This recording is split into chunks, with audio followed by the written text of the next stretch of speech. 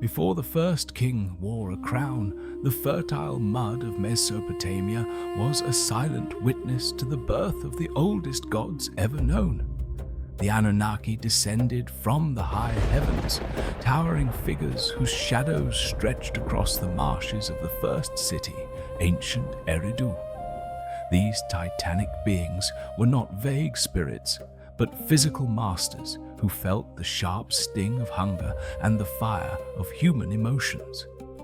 Their skin shimmered like polished bronze under the desert sun, and their eyes held the swirling depths of the most distant, dark cosmos.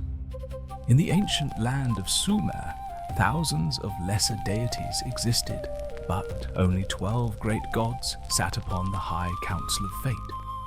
Every city-state belonged to a specific deity, a divine landlord who demanded absolute loyalty and the constant smoke of holy sacrifices. The temple, or Ziggurat, was the home of the god, where priests served daily meals to sacred statues that housed the living divine presence. Inside these high, dark chambers, the god would consume the spiritual essence of the meat, wine, and honey provided by the humble priests.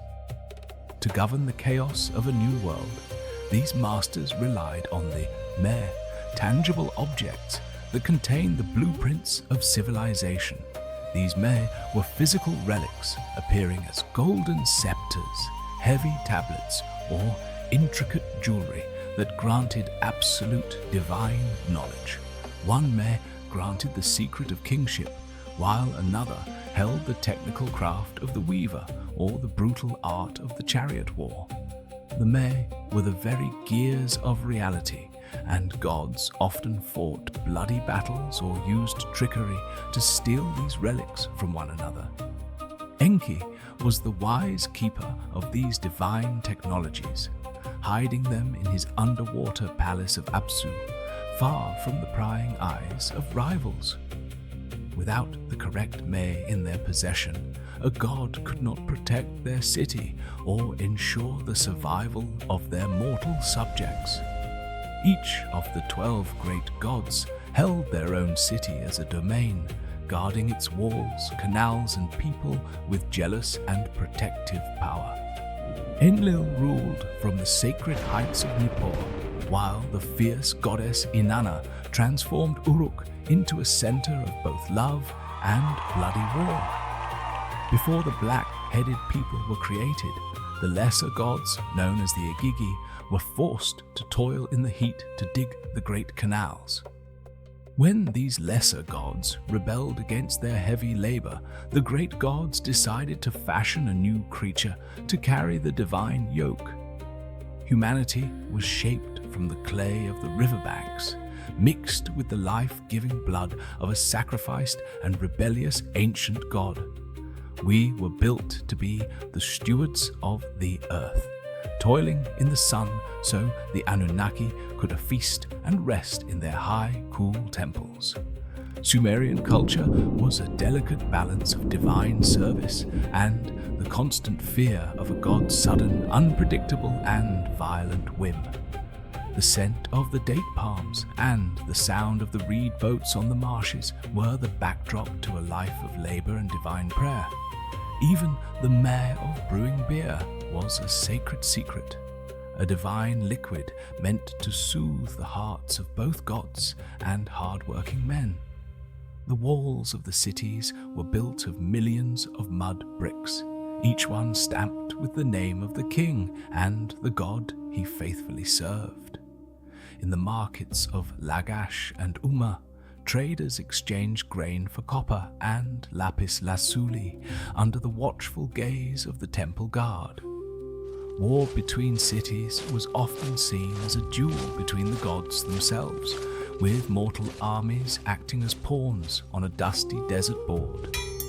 When the gods formed alliances, the cities flourished, but when they argued, the rivers ran red with the blood of thousands of men.